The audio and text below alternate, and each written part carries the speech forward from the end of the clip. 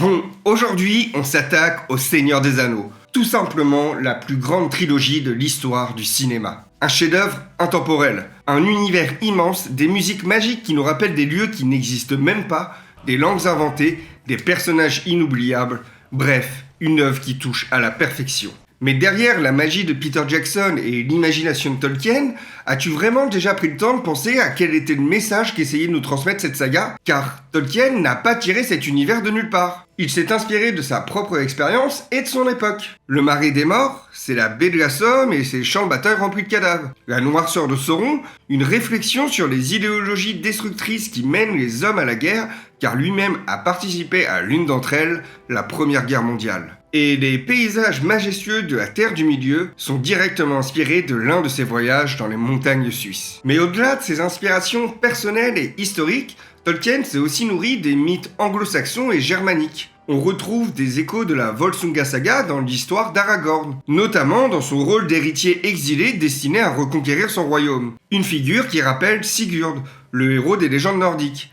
Même l'épée qui attend d'être reforgée dans le Seigneur des Anneaux est un clin d'œil direct à ces récits anciens. L'ensemble de son univers des elfes majestueux aux nains robustes s'inspire des légendes nordiques, comme les Eddas et les poèmes épiques anglo-saxons tels que Beowulf. Tolkien ne s'est pas contenté de les copier, il les a réinventés pour créer une mythologie unique et cohérente. Une mythologie qui résonne avec nos propres racines culturelles tout en ayant sa propre identité. Tolkien était alors ce que j'appelle un assembleur. Une personne qui se nourrit des différents savoirs qu'il a acquis pour créer quelque chose de nouveau. Et vous allez voir que ici, cette compétence a une importance pour nous. L'anneau unique n'est pas juste un bijou maudit ou un artefact magique. Il est tout simplement la représentation matérielle de ce qu'est le pouvoir absolu. C'est un miroir qui révèle ce qu'il y a de pire en chacun de nous. Un miroir qui te séduit, qui t'obsède jusqu'à te détruire. Et toi, si tu l'avais, est-ce que tu penses que tu serais différent? Que tu arriverais à le contrôler?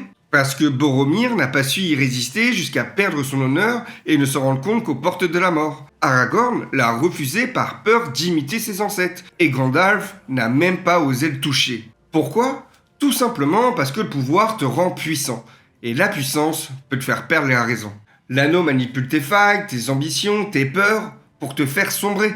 Cette descente aux enfers est parfaitement illustrée par un autre personnage, Gollum, qui lui est totalement obsédé par le fait de récupérer l'objet de ce pouvoir destructeur. Au fond, l'anneau nous révèle une vérité dérangeante. Face au pouvoir, nous sommes tous faibles. Mais le pire dans tout ça, c'est que ce n'est pas qu'une histoire de fiction. Essayons de voir plus loin. L'anneau, c'est une réelle métaphore. Une métaphore du pouvoir dans notre monde. C'est vraiment cette soif de pouvoir. Celle qui pousse les hommes à tout écraser pour arriver au sommet. Dans notre monde, il prend bien des formes. C'est le dictateur guidé par son ego démesuré qui se croit intouchable. Ou alors le PDG qui exploite ses employés pour gonfler ses profits aux dépens des valeurs humaines fondamentales. Ça peut aussi être même l'influenceur qui trahit ses principes pour quelques likes de plus, avoir un peu de buzz, et prendre une place dans un paysage public superficiel. Personne n'est épargné. Parce que la vérité, c'est que ce pouvoir, il attire. Et si on est honnête, on est un petit peu tous comme Boromir.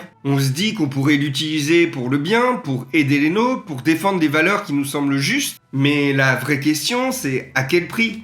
Car au final, la vraie valeur d'un homme se définit lorsqu'il doit faire des choix cruciaux. Et malheureusement, ce pouvoir a tendance à nous faire perdre la tête, à devenir déraisonnable, à perdre l'objectif global de vue au profit de nos intérêts personnels. Dans Le Seigneur des Anneaux, Tolkien nous montre une vérité brutale.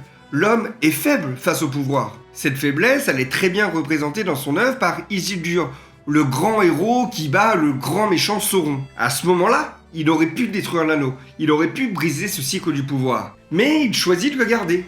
Pourquoi?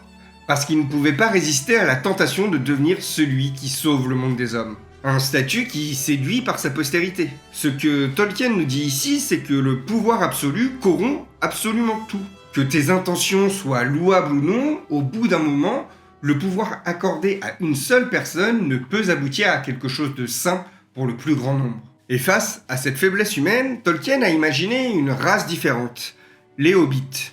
Des semi-hommes qui aiment les choses simples de la vie, un bon repas, un feu de cheminée, la nature et le partage. Une race totalement désintéressée par une quelconque forme de pouvoir ou de domination, car elle a compris une vérité essentielle. Le bonheur ne se trouve pas dans la conquête, mais dans ces instants simples et authentiques qui donnent un réel sens à la vie. Les hobbits possèdent une forme de candeur que l'on retrouve chez nos plus jeunes enfants, une naïveté, une innocence naturelle qui aime et partage son jugement avant qu'elle ne soit pervertie par notre société.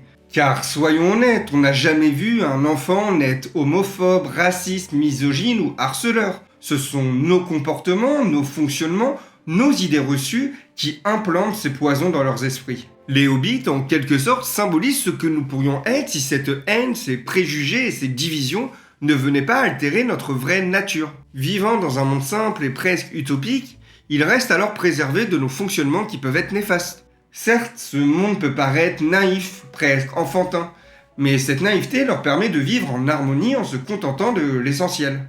Et c'est là que réside l'une des plus grandes raisons de ne pas perdre espoir. Car lorsqu'une personne devient parent, elle redécouvre cette pureté originelle de l'âme humaine au travers de son enfant. Face à cette innocence intacte, il se rend compte que la bonté naturelle et que la beauté de l'humanité n'ont tout simplement pas disparu. Elle existe encore, juste là, prête à être préservée et transmise aux nouvelles générations. Mais pour cela, nous devons accepter de changer, accepter de nous remettre en question, pour essayer de trouver d'autres types de fonctionnement qui pourraient alors la préserver. Et c'est là que Tolkien, avec la simplicité des hobbits, nous donne une leçon essentielle, l'humilité.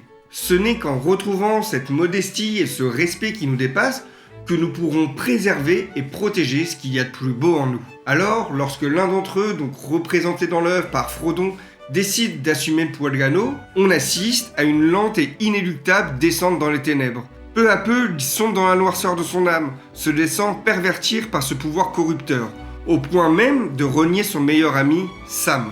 Sam, pourtant, ne cherche qu'une chose, l'aider, coûte que coûte, à accomplir leur objectif commun. Mais Frodon, comme tant d'autres avant lui, ne peut échapper à cette vérité. Une fois piégés dans le cycle du pouvoir, nous devenons des proies, des êtres vulnérables, sur lesquels ce pouvoir s'abat et jette son dévolu. Cependant, dans le film, ils trouvent une solution, détruire cette source de pouvoir. Et le seul moyen qu'ils ont pour le faire, c'est de le porter à plusieurs, de se rassembler et créer une communauté. Et croyez-moi, pour avoir étudié le parcours et les œuvres de Tolkien, ce mot communauté ou fellowship en anglais n'a pas été choisi au hasard. Cela lui rappelle son esprit d'équipe, qu'il a commencé à développer en rejoignant l'équipe de rugby d'Oxford, dont il deviendra d'ailleurs capitaine. C'est à ce moment-là qu'il comprit alors la puissance de ces liens et la responsabilité du leadership dans les situations importantes. Mais ce mot pourrait se traduire autrement. On pourrait le traduire en confrérie. Un mot qui lui rappelle ses meilleurs amis, avec qui il avait créé un club, le Tea Club Barovian Society, ou TCBS. Un groupe d'amis, une fraternité qu'il encensera par ce pouvoir de transcendance et la douleur qu'elle peut provoquer lorsque tu perds l'un de tes frères au combat. Des thèmes que l'on retrouve dans son œuvre, vu que malheureusement, dans son expérience et son histoire personnelle, sur les 4 amis, seulement 2 reviendront des tranchées.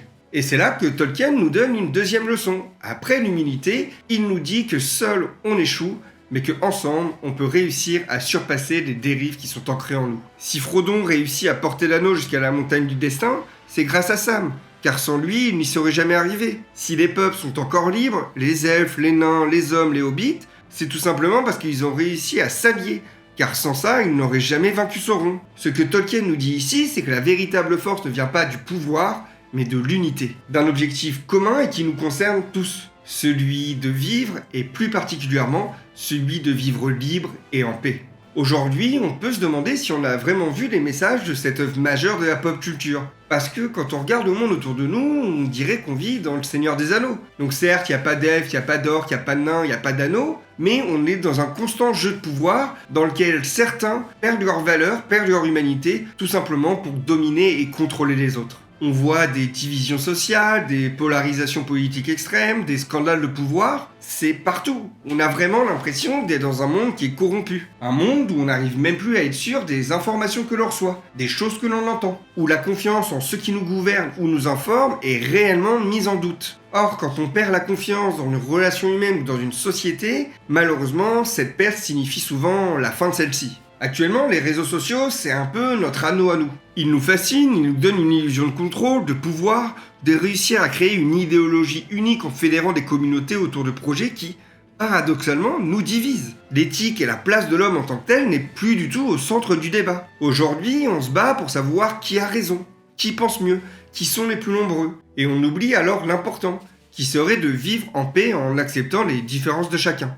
Des différences qui, si elles sont vraiment libres, sont les réelles portes d'évolution de notre espèce. Mais alors, le message qu'on doit retenir dans tout ça, c'est quoi? Eh bien, le Seigneur des Anneaux nous donne une piste. Tout repose sur l'humilité et l'unité. Ça veut dire reconnaître nos failles et nos faiblesses, mais aussi apprendre à travailler ensemble, même avec nos différences. Et surtout, ça veut dire refuser de céder à la tentation du pouvoir, qu'il soit grand ou petit, car celui-ci a tendance à s'immiscer très rapidement dans nos failles humaines. Au final, le Seigneur des Anneaux, c'est pas juste une histoire de hobbit, d'elfes ou d'orques. C'est un message transmis par un auteur qui excellait en philosophie comparée. Une discipline qui étudie toutes les philosophies qui ont existé pour essayer d'en trouver des clés universelles. Ces clés, il a décidé de nous les transmettre en créant un univers gigantesque. Elles semblent si simples que leur évidence nous paraît parfois futile. Et pourtant, elles sont nos forces profondes. Car sans cette humilité et cette fraternité, tout ce que nous sommes n'a pas réellement de valeur. Ce sont elles, nos véritables forces, qui nous permettent de nous transcender et de réellement évoluer. Alors, pose-toi cette question. Quand l'anneau apparaîtra dans ta vie, parce qu'il apparaîtra, on a tous, à un moment donné dans notre vie, un moyen d'avoir du pouvoir, une emprise sur quelque chose. Qu'est-ce que tu feras? Est-ce que tu succomberas à la tentation comme Isildur en croyant pouvoir tout contrôler? Ou est-ce que tu choisiras de le détruire? Ou tout du moins de t'unir pour essayer d'avancer ensemble? Cette question, elle t'appartient. Il n'y a que toi qui peux y répondre. Et maintenant que tu as vu les messages de Tolkien, tu peux plus faire comme si tu ne savais pas. Alors la prochaine fois que tu croiseras l'anneau, prends le temps. Prends le temps de réfléchir, de te remettre en question, et surtout d'essayer de comprendre c'est quoi réellement le bon choix. Et n'oublie jamais que c'est ensemble qu'on arrivera à construire un monde meilleur.